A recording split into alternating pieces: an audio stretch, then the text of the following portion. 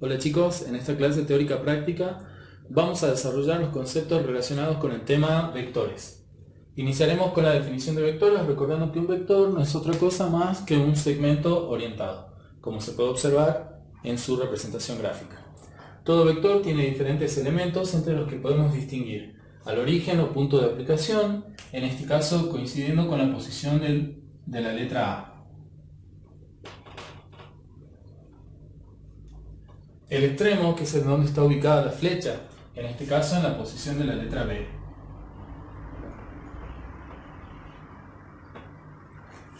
La dirección, que está dada por la recta que contiene el vector, es decir, la recta en donde se apoya el vector.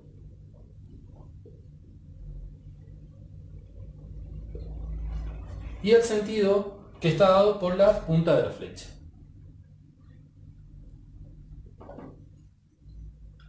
En cuanto a su notación, hay diferentes formas de denotar a un vector.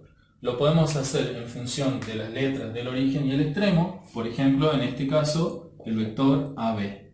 Y colocamos, para completar la notación, una flechita por encima de ambas letras. Otra forma de denotarlo sería a partir de una letra minúscula de imprenta, por ejemplo, la letra U. Y también colocando la flechita por encima de ella.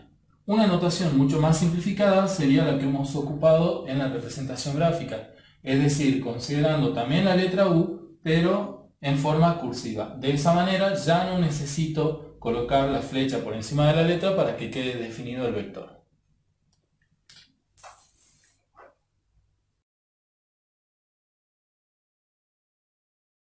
Expresión cartesiana de un vector. Lo que haremos es definir el vector posición de un punto P en R2. Cuando hablamos de R2 estamos hablando del espacio, por lo tanto necesitamos considerar un par de ejes cartesianos. En este caso el eje X, el eje Y y el origen de coordenadas. Considerando el punto P y sus coordenadas, fíjense que el punto P tiene coordenada en X2 y en Y3, estas coordenadas en un orden específico, o sea primero X y luego Y, van a permitir definir directamente el vector posición del punto P, que lo vamos a denominar OP, y estaría representado por la flechita que une el origen O con el extremo P. De la misma manera, si quisiéramos encontrar el vector posición de un punto Q que pertenece a R3, voy a necesitar definir tres ejes cartesianos, en este caso el eje X, el eje Y y el eje Z. Considerar el origen de coordenadas y cuáles serán las coordenadas del punto Q en este caso. Si observamos, el punto Q tiene de coordenadas en el eje X 2 unidades, en el eje Y 3 unidades y en el eje Z, o sea, si yo me levanto hasta llegar al Z, tendría que subir 4 unidades. Ahí encontraríamos al punto Q. Esas coordenadas en ese orden, X y Z, van a representar directamente al vector posición de ese punto Q y lo denominaremos OQ, y estaría representado acá por la flechita o el vector que une el origen de coordenadas, que sería el origen, y el extremo Q. ¿Sí?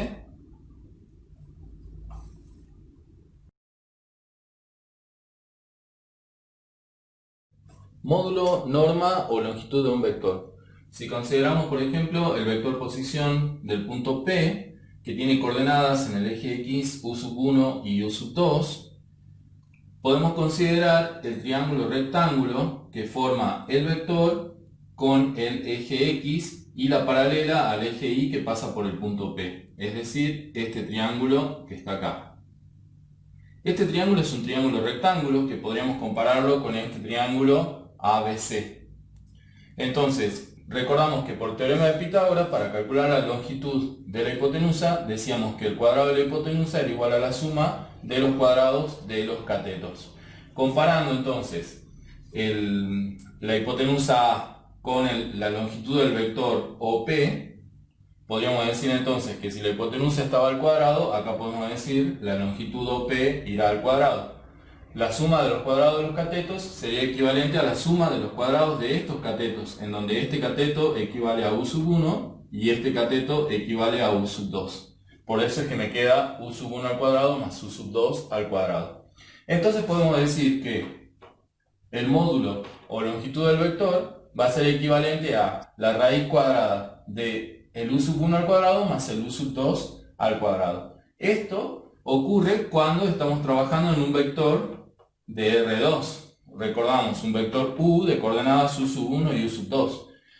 En caso de trabajar en R3, ese vector tendrá ahora tres componentes, U sub 1, U sub 2 y U sub 3. Por lo tanto, el módulo de ese vector será equivalente a la raíz cuadrada de la suma de los cuadrados de cada una de esas componentes, o sea, U sub 1 al cuadrado más U sub 2 al cuadrado más U sub 3 al cuadrado.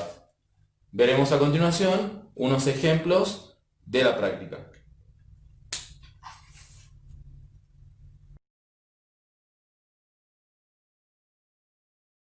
Vamos a determinar los módulos de los siguientes vectores. En el primer caso tenemos el vector U de coordenada menos 3, 2, que pertenece a R2, o sea, a un plano. Para observarlo mejor lo vamos a representar gráficamente. Entonces, graficamos un par de ejes cartesianos, consideramos el origen, y desde el origen nos movemos en X 3 unidades hacia atrás. 1, 2, 3. Y 2 unidades en el eje Y, positivas, así que vamos hacia arriba. 1, 2. Uniendo las líneas punteadas encontramos el extremo del vector. Partiendo desde el origen y hacia el extremo tenemos el vector U. Para calcular el módulo lo que haremos es considerar la fórmula anterior. Recordamos entonces que el módulo del vector U en este caso sería equivalente a la raíz cuadrada de la suma de los cuadrados de cada una de sus componentes. Sus componentes son el U en X y el U en Y. Entonces, aquí me quedaría el cuadrado del U en X más el cuadrado del U en Y. Entonces, el módulo de U va a ser equivalente a la raíz cuadrada de menos 3 al cuadrado más 2 al cuadrado. Es importante recordar que no importa el signo que tengamos aquí, dado que está elevado al cuadrado, siempre me va a dar resultados positivos. Entonces la raíz cuadrada me va a quedar sobre el menos 3 al cuadrado queda 9 y el 2 al cuadrado queda 4. Es decir que el módulo de U, o la longitud del vector, será equivalente a la raíz cuadrada de 13. En el segundo caso tenemos un vector en el espacio, el vector B de coordenadas 2, menos 3, menos 1. Para representarlo gráficamente, trazamos los ejes cartesianos X, Y y Z. Consideramos la componente en X. En este caso, el B de X tiene 2 unidades. Entonces, en el eje X determinamos las 2 unidades. En el eje Y, esta sería la componente en el eje Y, tenemos menos 3. Entonces, sobre el eje cartesiano Y me desplazo 3 unidades hacia atrás. Unimos, encontramos este puntito.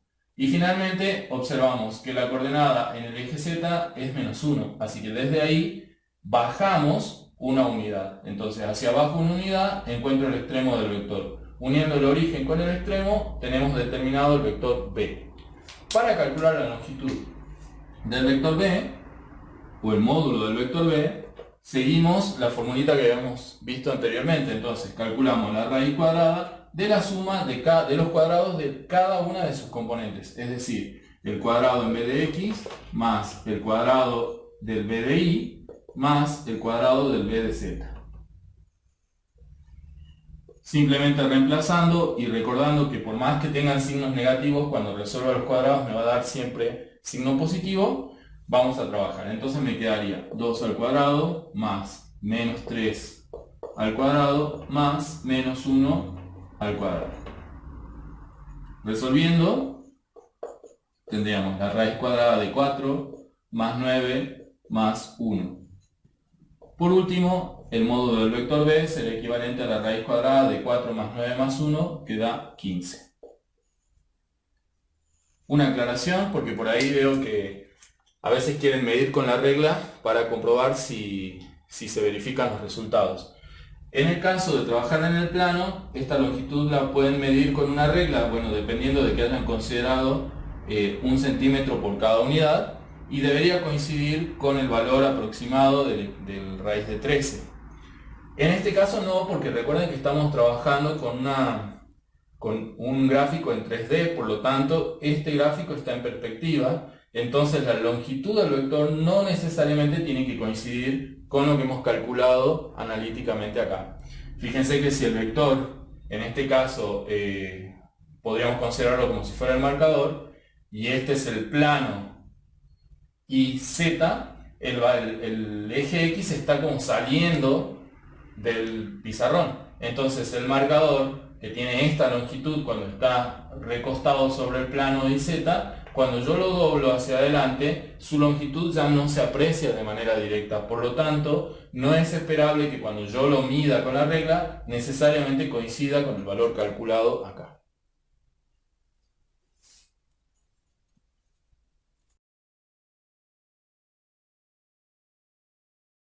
Igualdad entre vectores. Decimos que dos vectores son iguales si es que tienen igual dirección, sentido y módulo. Otra forma de establecer la igualdad es a partir del análisis de las componentes de cada uno de los vectores. Entonces, si tenemos dos vectores u y b, por ejemplo, estos vectores van a ser iguales si y solo si sus componentes homólogas son iguales. Es decir, la primera componente de u es igual a la primera componente de b y la segunda componente de u es igual a la segunda componente de b. Recordamos entonces componentes homólogas iguales. Para aclarar el concepto vamos a analizar un ejemplo práctico. Entonces, en el ejercicio me piden determinar los valores de x y de y para que los vectores dados sean iguales. Y los vectores que nos dan son los vectores u y b, en donde podemos observar sus componentes. Como dijimos, para que dos vectores sean iguales, sus componentes homólogas también los tienen que ser. Entonces, la primera componente del vector u y la primera componente del vector b tendrán que ser iguales. Es decir, 2x menos 3 tendrá que ser igual a x más 1. Y por otro lado, la segunda componente del vector u tendrá que ser igual a la segunda componente del vector b. Es decir, 5y más 4 tendrá que ser igual a 3y menos 2. De la resolución de estas dos ecuaciones saldrán los valores de x y de y buscados. Entonces, para resolver esta ecuación agrupamos las variables x en el primer miembro, pasando el x restando, y el 3 al otro miembro sumando.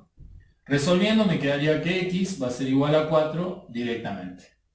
De la misma manera trabajamos en la segunda ecuación. Agrupamos en el primer miembro las variables, entonces tendríamos 5y menos 3y igual a menos 2 y el 4 lo paso restando como menos 4.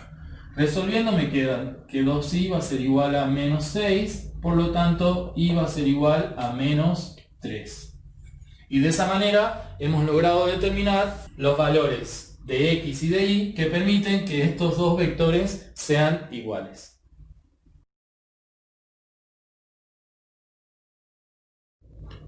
Vamos a recordar dos conceptos importantes. Uno es el del vector nulo. Recuerden que un vector es nulo cuando sus componentes son nulas. Si el vector fuera de R3 tendríamos tres componentes nulas. Y otro concepto es el concepto de vectores opuestos. Dos vectores son opuestos si sus componentes homólogas son de signo contrario. Entonces, si tuviéramos el vector u de componentes u sub 1 y u sub 2, el vector opuesto sería el menos u, que tendría como componentes a menos u sub 1 y menos u sub 2. Teniendo en cuenta los conceptos estudiados anteriormente de igualdad entre vectores, vamos a considerar la resolución de este ejemplo en R3. Entonces me dicen determinar los valores de x y z para que los vectores dados sean opuestos. Si son opuestos, entonces podemos considerar que el vector u va a ser igual al opuesto de b, o sea, a menos b. Reemplazando, tendríamos, considerando el vector u, x más 2y más 4z como primera componente, el 2y más 4z como segunda componente y el 4z como tercera componente. Y esto sería igual al opuesto de b. El opuesto de b sería el vector b con sus componentes cambiadas de signo, es decir, 5, menos 2 y 8. Trabajando con el concepto de igualdad entre vectores, habíamos dicho que para que dos vectores sean iguales, sus componentes homólogas tienen que serlo también. Entonces, las primeras componentes van a ser iguales, las segundas componentes también, y la tercera componente también. Con esto podemos conformar un sistema de ecuaciones en donde x más 2y más 4z, que es igual a la primera componente del vector u, va a ser igual al vector opuesto, a la primera componente del vector opuesto de b, es decir, a 5. De la misma manera, 2x más 4z, que es la segunda componente de este vector, va a ser igual a menos 2. Y la tercera componente, que es 4z, va a ser igual a la tercera componente de este vector, 8. Con esto conformamos un sistema de ecuaciones, que es el que vamos a resolver a continuación. Con el sistema entonces planteado, lo que haremos es escribir la matriz de coeficientes del sistema y su matriz ampliada. Entonces, en la primera ecuación observamos los coeficientes en x1, en y2, en z4 y el término independiente es 5. En la segunda ecuación, en x tenemos coeficiente 0, en y2, en z4 y el término independiente es menos 2. Y en la tercera ecuación tenemos en x0, en y0, en z4 y el término independiente es 8. Y esta es la expresión que vamos a utilizar para la resolución del sistema utilizando el método de Gauss-Jordan. Como ya tengo el pivot y son ceros por debajo de él, no tendremos que hacer nada en esta primera fila para poder continuar. Entonces lo que voy a hacer es buscar en la segunda fila un pivot. Para encontrar un pivot necesito fabricar un 1, así que voy a multiplicar a la fila por un medio. Copio la primera fila y la segunda fila multiplicada por un medio quedaría 0, 1, un medio por 4 me da 2, un medio por menos 2 me da menos 1 y la tercera fila simplemente la bajamos. Mi intención es que quede una matriz triangular. Pero además sería ideal conseguir también ceros por arriba de la diagonal principal, porque de esa manera la resolución, si el sistema fuera compatible determinado, va a quedar en forma directa. Entonces voy a fabricar un 0 aquí. Para eso voy a multiplicar a la segunda fila por menos 2 y se la voy a sumar a la primera. Entonces me quedaría, copio la segunda fila y voy a operar. Entonces, menos 2 por 0 me da 0, más 1, 1. Menos 2 por 1 me da menos 2, más 2, 0. Menos 2 por 2 me da menos 4, más 4 da 0. Menos 2 por menos 1 me da 2. 2 más 5 me da 7. Continuando, bajamos la tercera fila, pero recuerden que aquí también necesitaría fabricar un 1 para poder después generar ceros por encima de él. Así que lo que voy a hacer es directamente multiplicar a la última fila por un cuarto. Y me quedaría 0, 0, 1 y 2. Voy a continuar con la resolución acá. Como ya tengo un pivot, lo que voy a hacer es simplemente generar un 0 aquí, por encima de él. Para eso voy a multiplicar a la tercera fila por menos 2 y se la voy a sumar a la segunda. Entonces, continuando, voy a copiar la primera fila y la tercera fila.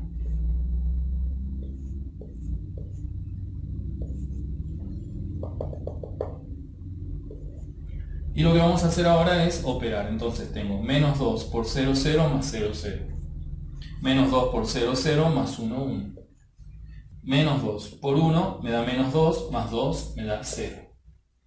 Menos 2 por 2 me da menos 4 menos 1 me da menos 5. De esa manera podemos observar entonces que el sistema equivalente a esta matriz sería, recuerden que en cada columna tenemos cada una de las variables, acá está la variable x, la variable y la variable z. Entonces el sistema equivalente quedaría en x coeficiente 1, o sea x, más 0y más 0z, no agregamos nada, sería igual a 7. En la segunda ecuación tengo 0 en x, 1 en y, más 0 en z, igual a menos 5. Y en la tercera fila tengo 0 en x, 0 en y 1 en z, que va a ser igual a 2. Esta sería la solución del sistema de ecuaciones y estos serían los valores que van a permitir que, reemplazados en los vectores iniciales, podamos conseguir que el vector u que nos habían dado originariamente sea equivalente al opuesto del vector b.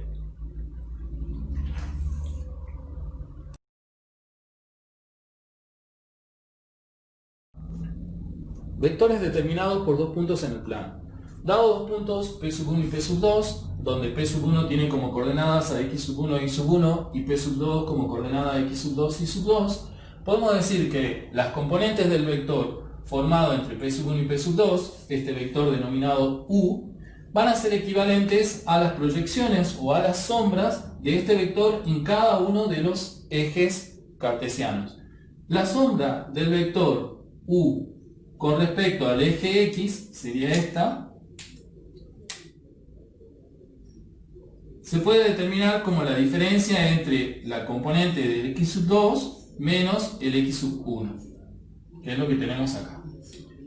Y la segunda componente del vector u se puede determinar como la sombra del vector en el eje y, es decir, este sector, que se puede calcular como la diferencia entre el i2 menos el i1, que es lo que está indicado en la expresión. Para que quede claro, vamos a analizar un ejemplo. Entonces me piden en el ejemplo calcular o encontrar analíticamente las componentes del vector de origen en P y extremo en Q. Es decir, que lo que me están pidiendo es determinar el vector PQ. Para eso, lo que voy a hacer es, en una primera instancia, identificar cada una de las componentes de los puntos dados. Es decir, esta, que sería X1, y esta, que sería Y1, para el punto P. Y en el punto Q, esta sería el X2, y este sería el Y2. Recordamos entonces que para calcular las componentes del vector lo que haremos es calcular las diferencias entre cada una de las componentes, pero partiendo desde las componentes del segundo vector. Es decir, x2 menos x1 para la primera componente e y2 menos y1 para la segunda componente. Reemplazando con los datos dados, tendríamos x2, que es menos 2, menos x1, que es 4. y2, que es 3, menos y1, que es menos 1. Resolviendo, podremos determinar finalmente las componentes del vector PQ. Entonces, menos 2 menos 4 me da menos 6, y como segunda componente tendremos 3 menos menos 1, que sería equivalente a pensar en 3 más 1, 3 más 1 me da 4. Y estas serían las componentes del vector PQ, que es lo que nos pedían determinar en forma analítica.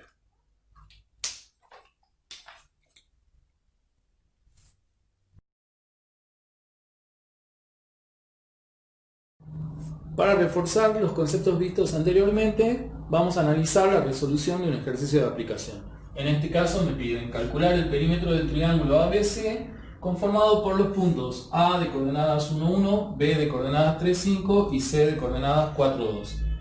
Representamos gráficamente los puntos para saber dónde están ubicados. Entonces el punto A de coordenadas 1, 1 estaría acá. El punto B de coordenadas 3, 5 estaría acá. Y el punto C de coordenadas 4, 2 estaría acá. Fíjense entonces que este sería el triángulo al cual le tenemos que calcular el perímetro. Para eso lo que vamos a hacer es primero definir los vectores formados entre dos puntos, que es el concepto que vimos anteriormente, considerando a A como origen y a B como extremo. El vector AB entonces se va a determinar de la siguiente manera. La componente en X va a ser la diferencia entre las componentes en X de cada uno de los puntos dados anteriormente, en este caso AB. Y las componentes en Y también van a ser las diferencias de las componentes en Y, pero recuerden que iniciamos con las componentes del segundo punto. Entonces, por eso es que es XB menos XA y B menos IA. Entonces, reemplazando, tendríamos 3 menos 1 y 5 menos 1. Y resolviendo, podemos ver que las componentes del vector AB serían 2, 4. De la misma manera trabajamos conformando ahora el vector BC, en donde B sería el origen y C el extremo. Hacemos la diferencia de las componentes, entonces XC menos XB y C menos IB. Reemplazando, tendríamos 4 menos 3, 2 menos 5, y resolviendo tendríamos 4 menos 3, 1, 2 menos 5 menos 3, y esas serían las componentes del vector BC. De la misma manera trabajamos para conformar el vector CA, entonces donde C es el origen y A es el extremo. Para ello hacemos la diferencia entre las componentes de ambos puntos en X y en Y, comenzando con la componente del punto A. Entonces XA menos XC y A menos IC. Reemplazando tendríamos 1 menos 4 y 1 menos 2 para la componente en I. Resolviendo tendríamos 1 menos 4 me da menos 3 y 1 menos 2 menos 1, y esas serían las componentes del vector CA. Como lo que queremos calcular es el perímetro, lo que necesito son las longitudes de cada uno de esos segmentos o vectores. Entonces lo que voy a hacer es calcular los módulos de cada uno de los vectores encontrados anteriormente.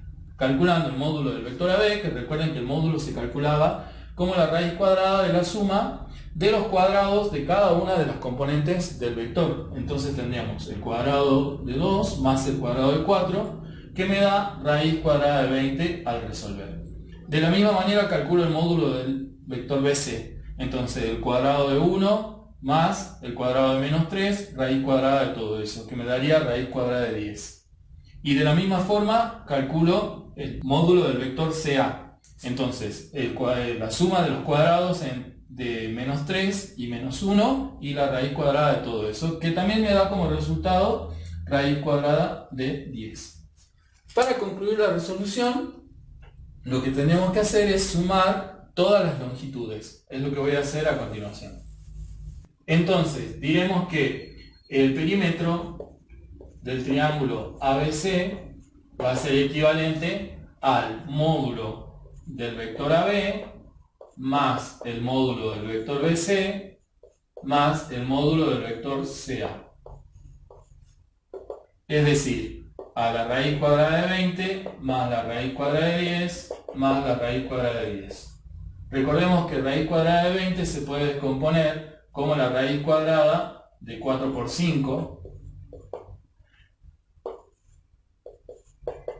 lo que me va a permitir extraer el factor 4 fuera del radical, que quedaría entonces equivalente a 2 raíz de 5. Como estos radicales son semejantes, se pueden agrupar y me daría una raíz de 10 más otra raíz de 10, serían 2 veces raíz de 10, lo que me da como resultado 2 veces, sacando un factor común 2, raíz de 5 más raíz de 10.